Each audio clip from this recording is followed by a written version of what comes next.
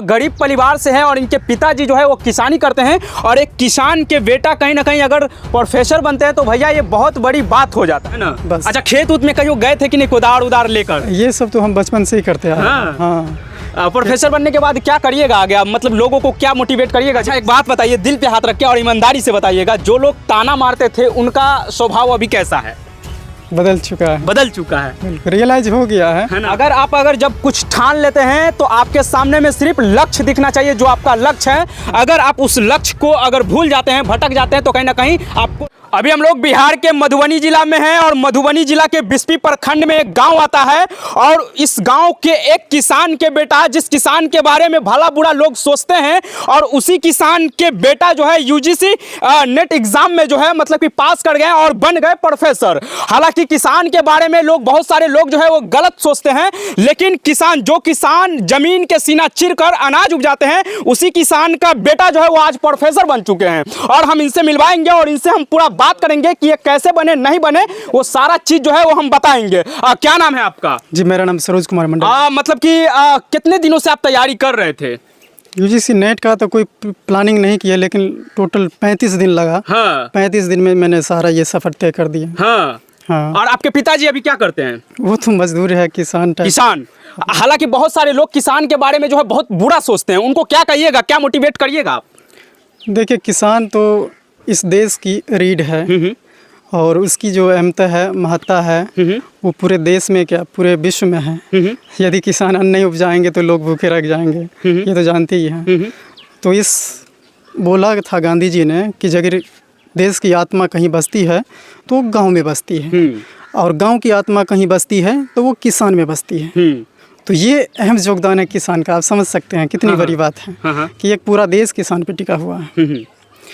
हाँ, यही है। तो किसान एक रीढ़ है, उनके लिए भला बुरा लोग सोचते हैं, उनको समझ नहीं है। जब आप जैसे युवा जो है वो प्रोफेसर बनते हैं तो उनको बहुत सारे कठिनाइयों का सामना करना पड़ता है, उनको बहुत सारे गांव में ताने सुनने पड़ते हैं, तो आप कैसे कंप्लीट कर लिए? ये तो बात सही है कि ताने और कठिनाइयों का सामना तो करना ही पड़ता है। इसके लिए देखिए, एक जिद मानना पड़ता है कि जिद या दृढ़ संकल्प आप लेते हैं तो वही ताने माने बाद में आपको प्रशंसा के रूप में दिखाई देगा। बिल्कुल बिल्कुल बिल्कुल। तो आपको ताने माने से भयभीत या भ्रमित नहीं होना चाहिए, पथ से भटकना नहीं चाहिए। उसे दृढ़ संकल्प होके उस पर काम करें और ऐसा मान लीजिए कि आज मेरा दिन बुरा है तो कल सही भी होगा, कल अच्छा भी होगा। हाँ। और आएगा ही। किसी को देखे आज तक पूरी ज़िंदगी गरीब रहते हुए, चाहे पूरी ज़िंदगी किसी कष्ट में रहते हुए, नहीं लेकिन एक दिन उनका बदलता है ना? हाँ। और ये देख लीजिए, और ये यही घर है इनका, और आज जो है ये प्रोफेसर बन चुके हैं। और मधुबनी जिला के पूरे बिस्फी प्रखंड में जो है बहुत सारे लोग जो है, बहुत सारे गरीब किसान के बेटे जो है वो पढ़ाई करते हैं, लेकिन वो डीमोटिवेट होने के बाद जो है वो पढ़ाई छोड़ देते हैं। जैसे आप जैसे बन गए वो नहीं बन पाते, उन बच्चों को क्या कहिएगा?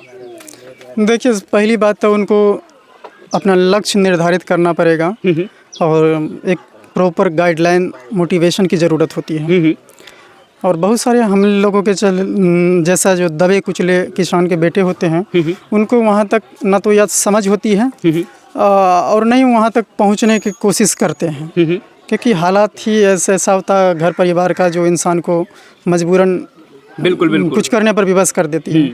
यही कारण है कि हम तो यही कहेंगे कि मुसीबतें तो आती रहती है, एक ना एक दिन जाएगी भी। सो अपने पढ़ाई में इस तरह मेहनत कीजिए कि ताकि आपको पुनः दोबारा दूसरा तैयारी करने की ज़रूरत न पड़े। नहीं पड़े। जैसे होता है ना कि आज छोटा सा कोई जॉब ले लिए, जॉब कर रहे हैं, मन में लाखों इच्छाएं आकांक्षाएं हैं कि काश इससे ऊपर वाला पोस्ट हमको मिल जाता, काश उससे भी ऊपर का पोस्ट हम लेते हैं तो हमको दिक्कत नहीं होता, परेशानी का समय। इसीलिए एक ही बार में लक्ष्य निर्धारित कीजिए और उस पर पूरी तरह लग जाइए। और लगने के बाद समय लगता है, देखिए समय लगता ही है। कोई बहुत बड़ा इमारत बनाते हैं तो उसमें बनने में समय लगता है, और जब वो बन जाता है तो छोटे बने हुए इमारतों से कई गुना ज़्यादा चमकदार और उसका असर होता है। अच्छा, सारा कुछ जो है आप इसी घर में रह के पूरा पढ़ाई जो है आपने कंप्लीट किया इसी घर से? हाँ, लगभग हम इसी घर से किए। और ये थोड़ा सुजीत भाई कहेंगे थोड़ा दूर से दिखाइए और भाई का घर दिखाइए, कितने गरीब परिवार से है और इनके पिताजी जो है वो किसानी करते हैं, और एक किसान के बेटा कहीं ना कहीं अगर प्रोफेसर बनते हैं तो भैया ये बहुत अच्छा। गाँव के लोग जो है अभी क्या कह रहे हैं? देखिए, अब रिजल्ट आने के बाद तो पॉजिटिव ही देते हैं। है ना? हाँ, पॉजिटिव। लोग खुश हैं या नहीं, या नाराज है कोनो आदमी? देखिए, वैसे गांव। अच्छा, एक बात बताइए, दिल पे हाथ रख के और ईमानदारी से बताइएगा, जो लोग ताना मारते थे उनका स्वभाव अभी कैसा है? बदल चुका है। बदल चुका है। बिल्कुल रियलाइज हो गया है ना कि मेहनत का फल मिला है उनको। हाँ, जो लोग सोचते हैं कि किसान के बेटा नहीं कर पाते हैं, अब उनको कहीं ना कहीं भरोसा हो गए होंगे कि अब किसान के भी बेटा भैया प्रोफेसर जो है वो बन सकते हैं, डीएम एसडीएम सब चीज बन सकते हैं कि नहीं? जी, हाँ? बशर्ते दृढ़ संकल्प हो और मेहनत करने की लगन होनी चाहिए, है ना? बस। अच्छा, खेत उत में कहीं गए थे कि नहीं, कुदार उदार लेकर? ये सब तो हम बचपन से ही करते आए हैं। हाँ। हाँ। प्रोफेसर बनने के बाद क्या करिएगा आगे? मतलब लोगों को क्या मोटिवेट करिएगा, जो पढ़ने वाला छात्र है उनके लिए खास? हाँ, उनके लिए तो मोटिवेट यही कहेंगे, जो जिस भी फील्ड में है, जिस भी लाइन में है, वो अपने लक्ष्य को सटीकता से जाने और स्मार्टली मेहनत करें। क्योंकि अब जो है कंपटीशन का लेवल थोड़ा टफ हो चुका है। हाँ। तो गहराई से पढ़िए और स्मार्टली उसको ज़्यादा से ज़्यादा प्रैक्टिस पे ध्यान दें, उनका सक्सेस हो जाएगा। जो किसान के बारे में लोग गलत कमेंट करते हैं, जो किसान के बारे में बुरा सोचते हैं, उस किसान के बेटा प्रोफेसर बन गए और उसके बाद जो है पूरे इनके गांव में जो है एक खुशी का लहर है। और कहीं ना कहीं इस क्षेत्र में ज़्यादा बहुत सारे जो लोग हैं वो मतलब कि युवा हैं, वो पढ़ नहीं पाते हैं, पढ़ते तो हैं लेकिन उनके माता पिता जो है वो गाइड नहीं करते। वो गाइड नहीं करने के कारण जो है वो लोग जो है पढ़ नहीं पाते हैं, आगे सोच नहीं पाते, अपने फ्यूचर के बारे में नहीं समझ पाते हैं। वो बच्चा जो है भटक जाते हैं, नशा उशा जो है वो करने लगते हैं। उनको क्या कहिएगा आप?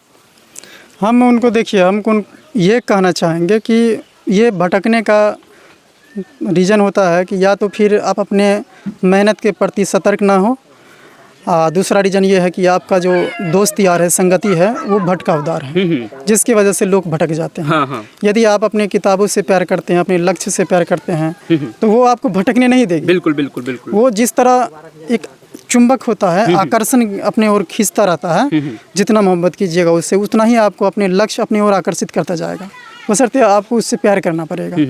लोग प्यार का मतलब बहुत सारा लोग चीज़ समझ लेते हैं, लेकिन वो जुनून वाला प्यार कीजिए और मेहनत वाला प्यार कीजिए। अगर जब कुछ ठान लेते हैं तो आपके सामने में सिर्फ लक्ष्य दिखना चाहिए, जो आपका लक्ष्य है।